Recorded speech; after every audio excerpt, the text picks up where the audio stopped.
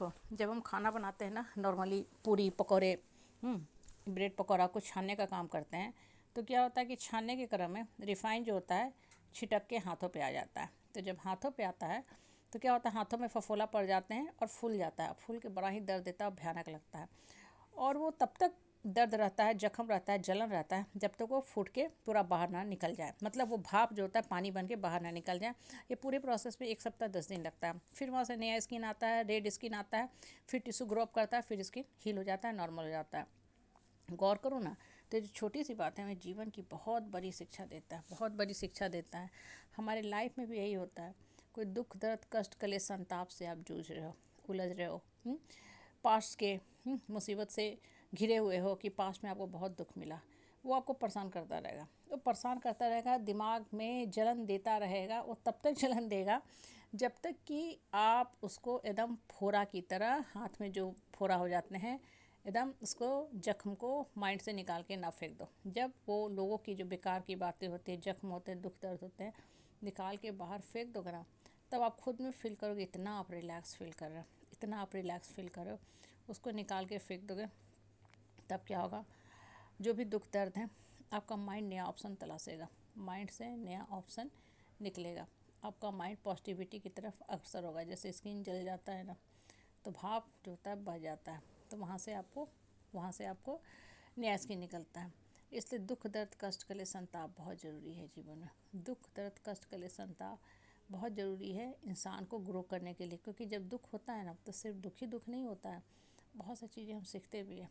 जैसे मन को कैसे सकारात्मक दिशा में लेके जाना है, मन को कैसे स्ट्रॉन्ग करना है। Normally day to day life में होता क्या है ना, कि हम एक ऑर्डिनरी मंडेन लाइफ जीते हैं, तो हम ये भी नहीं पता चलता है कि लोगों के मन में क्या चल रहा है, कैसी भावना है, फीलिंग है मेरे प्रति। हमें लगता है पूरा परिवार मेरे साथ है, ठीक है, पूरा परिवार मेरे साथ है, लेकिन एक्चुअल में ऐसा होता नहीं है।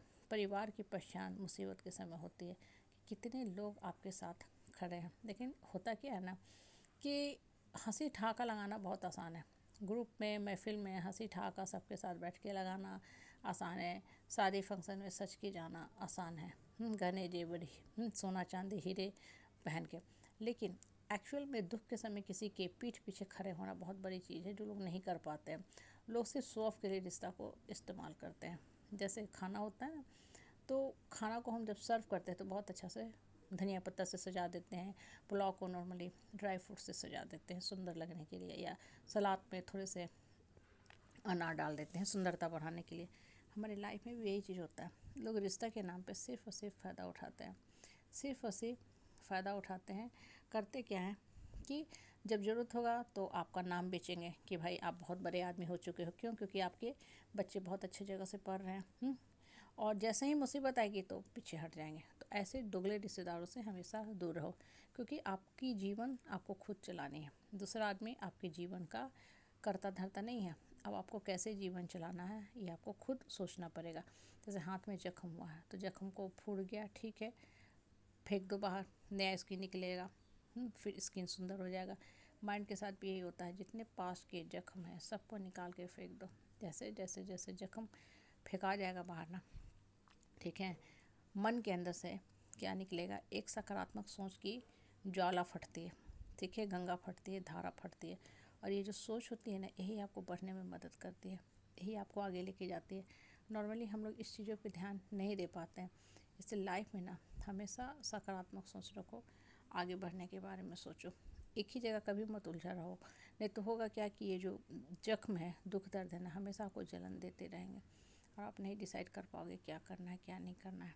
इसलिए मन को शांत रखो, मन को ऊपर वाला से जोड़ के रखो, और स्वार्थी और घटिया रिश्तेदारों से दूर रहा करो। ये रिश्तेदार आपका सिर्फ नाम का इस्तेमाल करते हैं, नाम को यूज करते हैं, आपके दुख में काम नहीं आते हैं।